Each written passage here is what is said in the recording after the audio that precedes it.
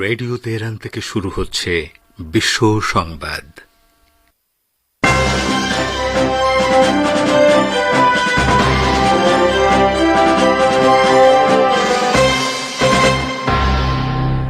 শুরুতেই সংবাদ শিরোনাম।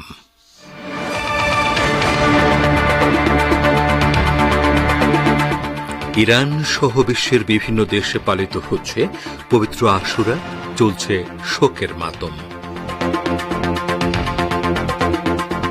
বহুমেরুক কেন্দ্রিক বিশ্ব ব্যবস্থা প্রতিষ্ঠার বিকল্প নেই, গাজা যুদ্ধ বন্ধ করার পথে আমেরিকা প্রতিবন্ধকতা সৃষ্টি করে রেখেছে ইরান।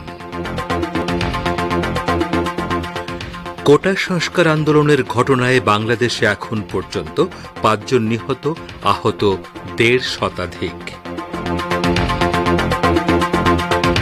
এবং ভারতে চাকরি বাতিল মামলা আবারও পেছালো, ২৬,০০০ চাকরির ভবিষ্যৎ জানা যাবে ৩ সপ্তাহ পর।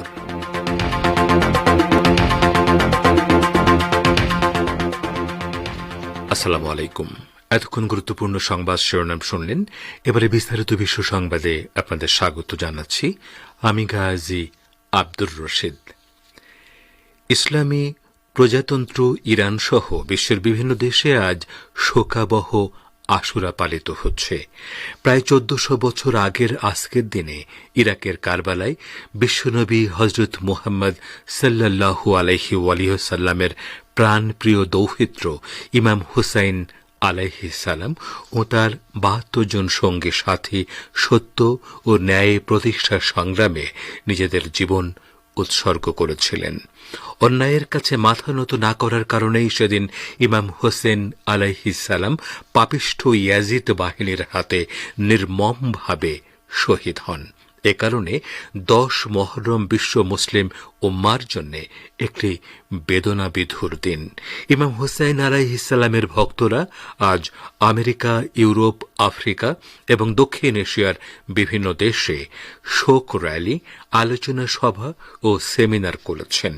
এছাড়া অস্ট্রেলিয়া, জাপান, মালয়েশিয়া, দক্ষিণ Korea, New Zealand, Philippines, Singapore, Brunei, Thailand, Vietnam, ইন্দোনেশিয়াতেও পালিত হয়েছে শোকাবহ আশুরা।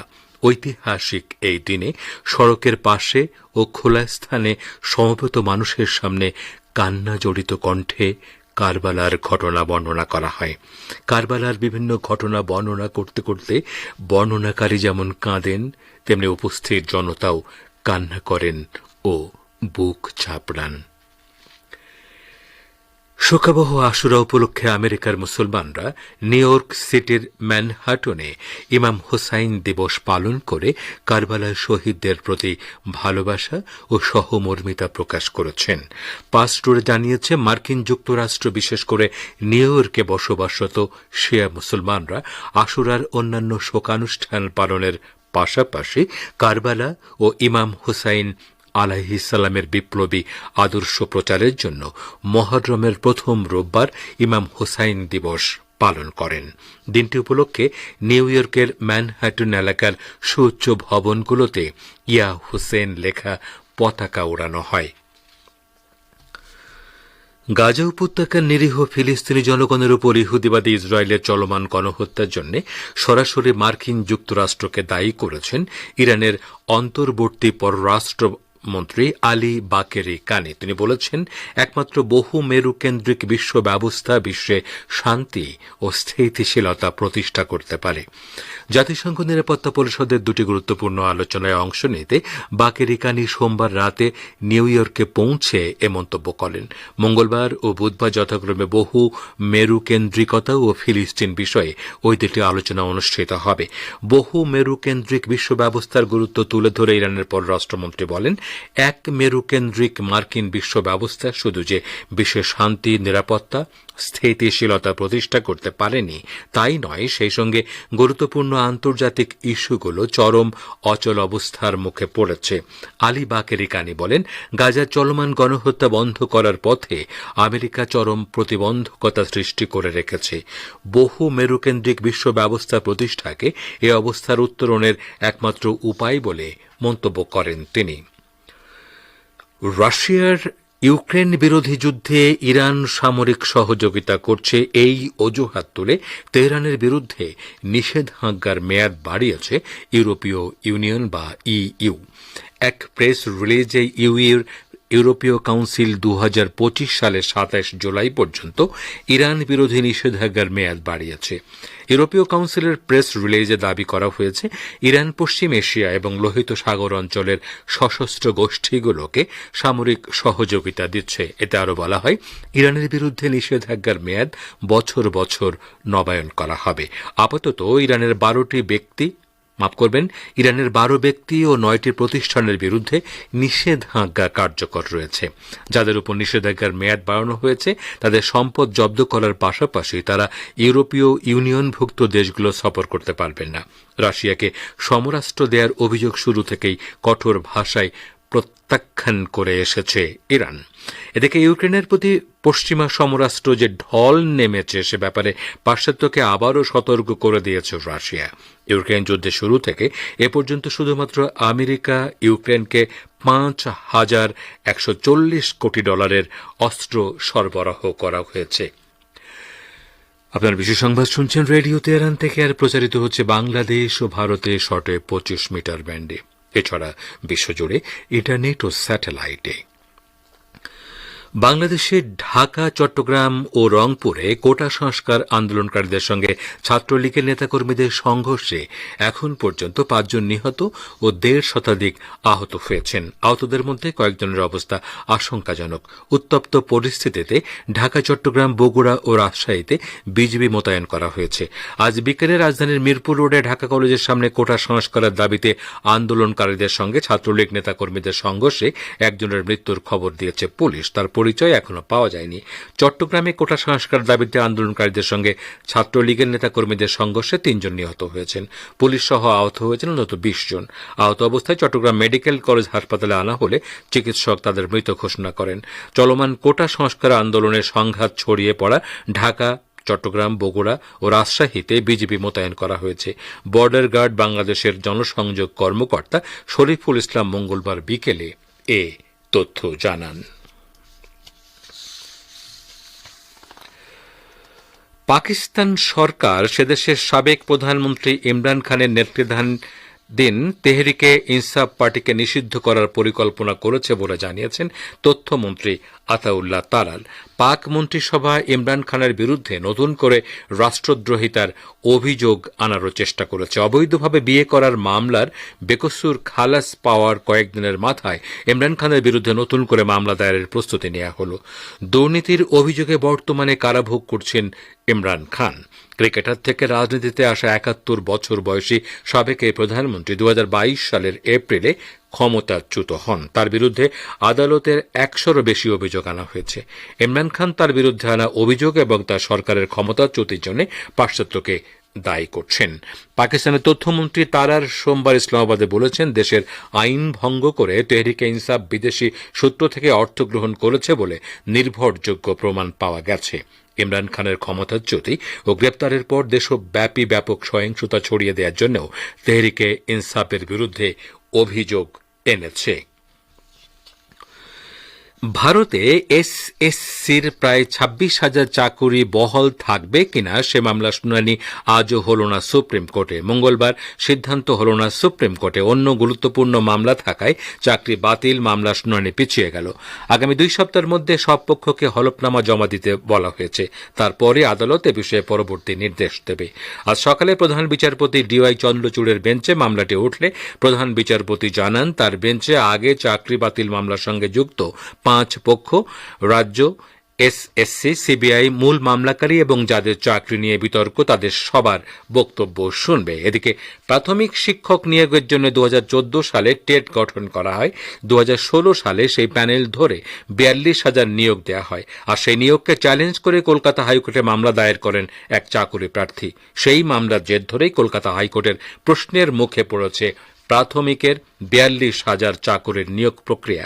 আগামী 15 দিনের মধ্যে 2016 সালের প্রাথমিক টেটের মেয়াদ উত্তীর্ণ পুরো প্যানেল প্রকাশের নির্দেশ দিলেন বিচারপতি অমৃতা সিনহা।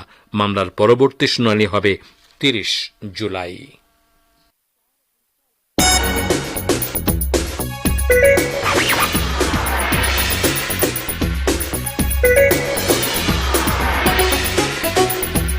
রেডিও তেহরান, খবরের সঙ্গে 24 ঘন্টা।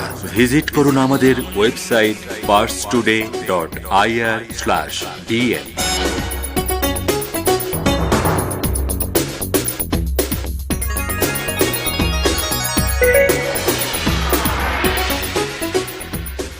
ফিরে এলাম বিশ্ব সংবাদে। ফিলিস্তিনের প্রধান দুটি সংগঠন ইসলামী প্রতিরোধ আন্দোলন হামাস ও রাজনৈতিক দল ফাতার শীর্ষ নেতারা চলতি মাসে আরও পরের দিকে চীনের রাজধানী বেইজিংয়ে শান্তি আলোচনায় মিলিত হবেন বলে খবর পাওয়া গেছে। ফাতার কেন্দ্রীয় কমিটির উপমহাসচিব সাবরি সাইদাম বলেছেন, তার সংগঠনের নেতারা আগামী 20 ও 21 জুলাই বেইজিং সফর করবেন। বেইজিংগামী হামাস প্রতিনিধি দলের নেতৃত্ব দেবেন সংগঠনের পলিট ব্যুরোর প্রধান ইসমাইল হানিয়া ও ফাতা প্রতিনিধি দলের নেতৃত্বে থাকবেন সংগঠনের উপপ্রধান মাহমুদ আলাউল। এর আগে 2014 সালের এপ্রিলে দুই সংগঠন নিজেদের মধ্যকার মতবিরোধ ও ভুল বোঝাবুঝি মিটিয়ে ফেলতে সম্মত হয়েছিল। দুপক্ষের সমঝোতা অনুযায়ী একটি ঐক্যমত্যের সরকারও গঠিত হয়েছিল, কিন্তু 2015 সালের জুন মাসে ওই সরকার একতরফাভাবে ভেঙে দেয় ফাতা। এটি দাবি করে হামাস ফাতাকে গাজা উপত্যকায় কাজ করতে দিচ্ছে না। 2006 সালে গাজা উপত্যকা ও পশ্চিম তীরে অনুষ্ঠিত আইন পরিষদের নির্বাচনে হামাস বিজয়ী হওয়ার পর ফাতা ও হামাসের মধ্যে তীব্র বিরোধ তৈরি হয়। পরবর্তীতে হামাস শুধুমাত্র গাজা এবং ফাতা শুধুমাত্র পশ্চিম তীরের নিয়ন্ত্রণ গ্রহণ করে। আপনারা বিশেষ সংবাদ শুনছেন রেডিও তেহরান থেকে, আর প্রচারিত হচ্ছে বাংলাদেশ ও ভারতে শর্টে 25 মিটার ব্যান্ডে। ইহুদিবাদী ইসরায়েল গাজা উপত্যকার চলমান গণহত্যায় আমেরিকার কাছ থেকে পাওয়া আন্তর্জাতিকভাবে নিষিদ্ধ অস্ত্র ব্যবহার করছে বলে অভিযোগ করেছে ফিলিস্তিনের ইসলামী প্রতিরোধ আন্দোলন হামাস। সংগঠনটি এক বিবৃতিতে বলেছে, গত 48 ঘণ্টায় গাজার বিভিন্ন স্থানে ইহুদিবাদীদের পাশবিক হামলায় হতাহত অন্তত 320 ফিলিস্তিনিকে হাসপাতালে আনা হয়েছে। এসব হামলায় আন্তর্জাতিকভাবে নিষিদ্ধ অস্ত্র ব্যবহার করায় হতাহতদের বেশিরভাগের শরীরই আগুনে পুড়ে গেছে। হামাস আরও বলেছে, এসব অপ্রচলিত ও নিষিদ্ধ অস্ত্রের বেশিরভাগ আমেরিকায় তৈরি। এই অস্ত্রগুলো মানব শরীরের ত্বকে তাৎক্ষণিকভাবে প্রতিক্রিয়া সৃষ্টি করে এবং হতাহতদের শরীরের টিস্যুগুলো পুড়িয়ে দেয়। এই অস্ত্রের আঘাতে আহত ব্যক্তিরা তীব্র ব্যথায় কষ্ট পান এবং 27 ঘণ্টা বা তার কম সময়ের মধ্যে মারা যান। এভাবে গাজায় প্রচুর মানুষ শহীদ হয়েছেন বলে হামাসের বিবৃতিতে উল্লেখ করা হয়েছে। বিবৃতিতে দখলদার ইসরায়েল গাজার বেসামরিক নাগরিক, বিশেষ করে নারী ও শিশুদের বিরুদ্ধে যে মানবতা বিরোধী অপরাধ চালাচ্ছে তার তীব্র নিন্দা জানানো হয়। শ্রোতা বন্ধুরা, আমাদের নিউজ ডেস্কে এখনকার মতো এই ছিল সর্বশেষ খবর। এতক্ষণ আমাদের সাথে থাকার জন্য অনেক অনেক ধন্যবাদ।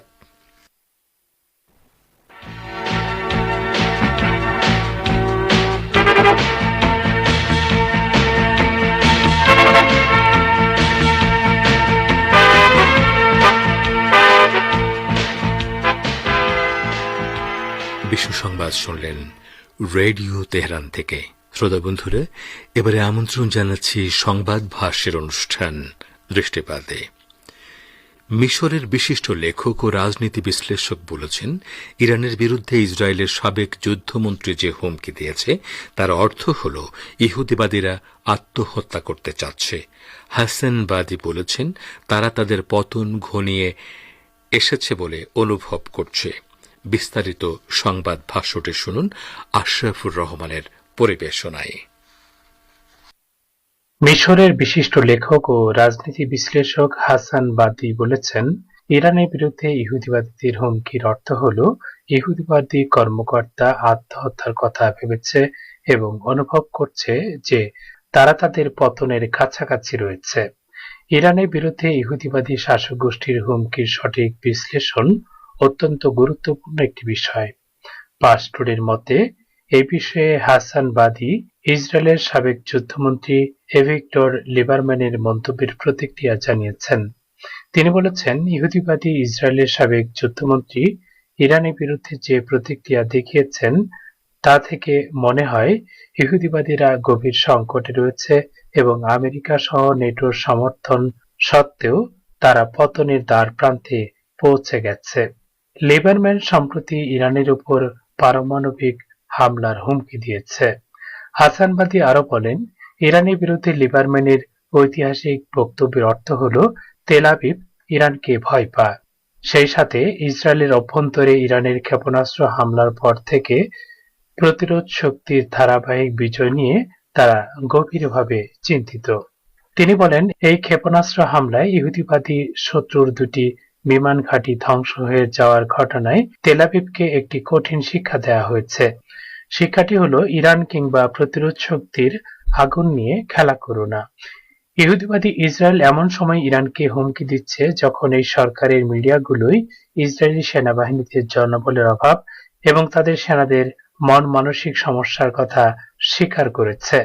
ইহুদিবাদী মিডিয়াগুলোই ইসরায়েলি সেনাবাহিনীর বিখ্যাত গোলানি ব্রিগেডের একজন সেনার উদ্ধৃতি দিয়ে জানিয়েছে যে তাদের সেনারা ফলাফল শূন্য গাজা উপত্যকায় এবং লেবাননের হিজবুল্লাহর সঙ্গে উত্তর ফ্রন্টে অনিয়মিত যুদ্ধে ক্লান্ত হয়ে পড়েছে। তারা লেবাননের সঙ্গে যুদ্ধ করতে প্রস্তুত নয়। যুদ্ধ চলতে থাকলে সামরিক বাহিনীতে প্রচণ্ড মানসিক বিপর্যয়ের আশঙ্কা রয়েছে। এর আগেও সংবাদ মাধ্যমগুলো জানিয়েছিল ইহুদিবাদী শাসকগোষ্ঠী সেনা সংকটের জন্য ফেসবুক সহ সোশ্যাল মিডিয়ায় বিজ্ঞাপন দিতে শুরু করেছে। কারণ হলো গাজা যুদ্ধে উপস্থিত অনেক সেনাই যুদ্ধ প্রক্রিয়া চালিয়ে যেতে অপারগতা প্রকাশ করেছে। এমনকি সেনাবাহিনীতে যোগদানের যোগ্য বহু ইহুদিবাদী যুদ্ধে যাবার ভয়ে পালিয়ে যাচ্ছে। এরকম হুমকি থাকা সত্ত্বেও ইহুদিবাদী শাসকগোষ্ঠী গণহত্যা চালিয়ে যাচ্ছে এবং গাজায় প্রতিরোধ শক্তির কমান্ডারদের হত্যার চেষ্টা চালিয়ে যেতে নতুন নতুন অপরাধ করেই যাচ্ছে। আঞ্চলিক কৌশলগত বিষয়ের বিশ্লেষক আব্দুল বারী আতওয়ান দৈনিক রায় আল ইয়াউম পত্রিকার নিউজ ওয়েবসাইটে একটি নিবন্ধ লিখেছেন। ওই নিবন্ধে তিনি বলেছেন, গাজা উপত্যকায় ৯ মাস ধরে পাশবিকতাপূর্ণ গণহত্যা ও জাতিগত নির্মূল অভিযান চালানো হয়েছে। এরপরও ইহুদিবাদী ইসরায়েলের প্রধানমন্ত্রী বেনিয়ামিন নেতানিয়াহু এখনো যে কোনো উপায়ে ইয়াহিয়া সিনওয়ারের মতো কাসাম ব্রিগেডের সামরিক শাখার অন্তত একজন কমান্ডারকে কিংবা তার উপদেষ্টাদের মধ্য থেকে অন্তত একজনকে হলেও হত্যা করতে মরিয়া হয়ে উঠেছে। কিন্তু তার ওই প্রচেষ্টা ব্যর্থ হয়েছে এবং নেতানিয়াহুর কপালে আরো লজ্জাজনক পরাজয় অপেক্ষা করছে। এই আঞ্চলিক বিশেষজ্ঞ ইঙ্গিত করে বলেছেন, বর্বর ইহুদিবাদী ইসরায়েলের সাথে দীর্ঘতম এবং সবচেয়ে ব্যয়বহুল যুদ্ধ পরিচালনা করতে প্রতিরোধ বাহিনীর কমান্ডাররা তাদের ভূগর্ভস্থ অপারেশন কক্ষে থাকবেন। তিনি আরো বলেন, সেই অপরাধের জন্য ইহুদিবাদী ইসরায়েলকে অনেক বেশি মূল্য দিতে হবে। সবশেষে পাওয়া খবরের গুরুত্বপূর্ণ অংশ সহ সংক্ষিপ্ত বিশ্ব সংবাদ। গাজা উপত্যকার ফিলিস্তিনি জনগণের বিরুদ্ধে ইহুদিবাদী ইসরায়েলের ভয়াবহ অপরাধ যজ্ঞের পাশাপাশি এ ব্যাপারে আন্তর্জাতিক সমাজ ও মুসলিম দেশগুলোর নিরাপত্তা ও নিষ্ক্রিয় ভূমিকার কঠোর নিন্দা জানিয়েছে ইরান। ইরান সহ বিশ্বের বিভিন্ন দেশে পালিত হচ্ছে পবিত্র আশুরা, চলছে শোকের মাতম। বহু মরুকেন্দ্রিক বিশ্ব ব্যবস্থা প্রতিষ্ঠার বিকল্প নেই। গাজা যুদ্ধ বন্ধ করার পথে আমেরিকা প্রতিবন্ধকতা সৃষ্টি করেছে ইরান। কোটা সংস্কার আন্দোলনের ঘটনায় বাংলাদেশে এখন পর্যন্ত ৫ জন নিহত, আহত ১৫০ শতাধিক। এবং ভারতে চাকুরি বাতিল মামলা আবারও পেছাল। ২৬,০০০ চাকুরির ভবিষ্যৎ জানা যাবে ৩ সপ্তাহ পর। ইরাকে সন্ত্রাস বিরোধী যোদ্ধাদের সহযোগিতায় নতুন করে ৩টে ফিলিস্তিনপন্থীদের অভিযান চালিয়েছে ইয়েমেনের সশস্ত্র বাহিনী। সিরিয়ার প্রেসিডেন্ট বাশার আল আসাদ তুরস্কের সঙ্গে তার সম্পর্কের উন্নয়নের যে কোনো পদক্ষেপকে স্বাগত জানানোর কথা ঘোষণা করেছেন। তিনি গতকাল সিরিয়ার পার্লামেন্ট পিপলস অ্যাসেম্বলির নির্বাচনে ভোট দিয়ে একথা ঘোষণা করেন।